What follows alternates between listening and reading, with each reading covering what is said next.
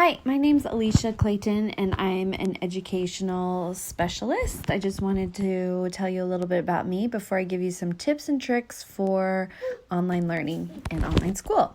So I have a background in special ed. I've taught online off and on for 10 years. I have a master's in ed tech, and so I love teaching, and I've used online teaching for a while. I also have a student that I am homeschooling, one of my own kids, and so we are using play-based learning with some online portions. So just wanted to show you some cool apps that can help you with online learning this year, because I know a lot of students are going online. So the first thing I want to show you is the calendar app. I'm going to show you only free apps. So you can see in my calendar, there are ways to time block using pictures. So I like to use pictures to help break up my time. I try to plan hour chunks out so that I can schedule in what I need to get done. You can do this with your homework as well. Plan time, put in your extracurricular activities. I also use a paper planner to add more details, but time blocking is something that I tell all my students about.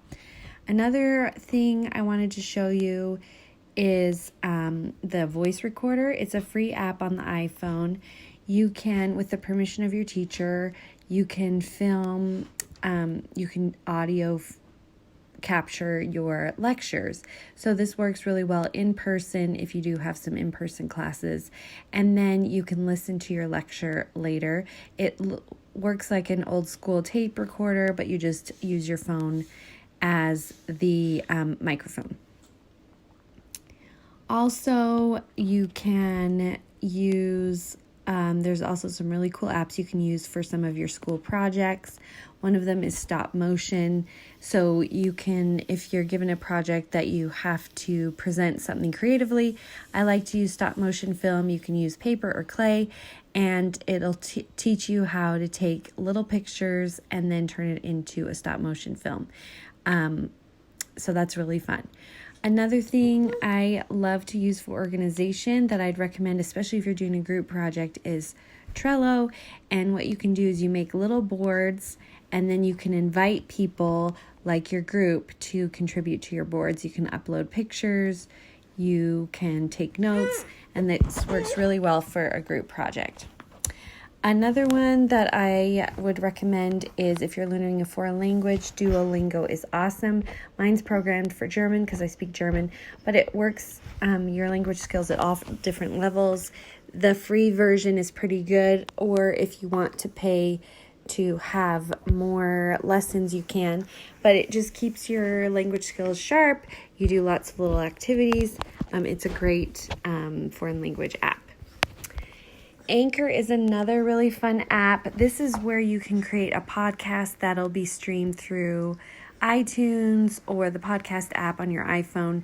If you're given a project where you want to interview experts, or you and a group are doing a project, the only thing about Anchor, although it's free, is you do have to be in person to record it.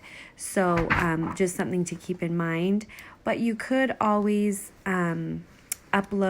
do a Zoom video and upload it to YouTube, and that's a free way to make an podcast. So another great app to use when you're wanting to do research or you're looking for a very specific book is, instead of buying the book online, you could use the library app or Overdrive. You just type in the book you need, and if it's available, it'll pop up and you can borrow it and read it through your Kindle.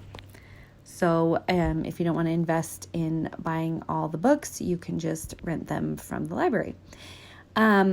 Some relaxing apps to help you take breaks from studying and just give your mind a rest is Super Slime. This one's really fun for kids, but I feel like as teens it's really fun too. You basically make your own slime on the app, and it's touch-based. So when you touch it, it mixes. So that's a really fun one. And then Headspace is a free app where you can do meditations in 10-minute increments and take a break from studying. There's some cool little videos on there about clearing your mind.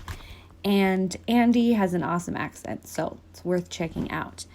Marco Polo is another fun app to use. I'm sure you've used that one a lot, but it's a good one you can use for book clubs or projects. Instead of constantly calling each other or texting each other, you can just send each other a little video. And then lastly, I really like WhatsApp. It's just like texting, but if your friends don't have iPhones, you can text through the app and send each other pictures, especially if you're sending your friends who are international pictures and messages. It works really well. And I know for me, some of my group texts don't get to me if the person doesn't have an iPhone, so we use WhatsApp. Great way to work on projects together, study sessions, that kind of thing.